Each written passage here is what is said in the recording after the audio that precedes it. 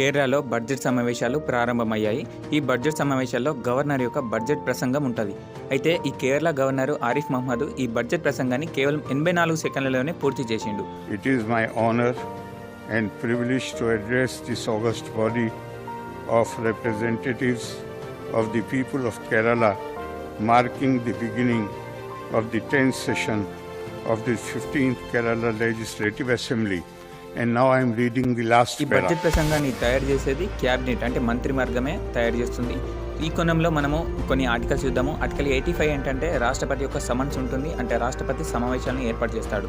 దీనికి plus 89 add చేస్తే article 174 ఉంటుంది, ఇది గవర్నర్ యొక్క సమన్స్ గురించి తెలుపుతుంది. ఆర్టికల్ 86 రాష్ట్రపతి యొక్క ప్రసంగం ఉంటుంది, ఇది తప్పనిసరి ఏం కాదు. దీనికి ప్లస్ 89 యాడ్ చేస్తే ఆర్టికల్ 175 ఉంటుంది, ఇది గవర్నర్ యొక్క ప్రసంగం గురించి తెలుపుతుంది. ఇక ఆర్టికల్ 87 ప్రకారం రాష్ట్రపతి తప్పనిసరిగా ప్రసంగించాలి. ప్లస్ 89 యాడ్ చేస్తే ఆర్టికల్ 176 ఉంటుంది, ఇది గవర్నర్ యొక్క ప్రసంగం గురించి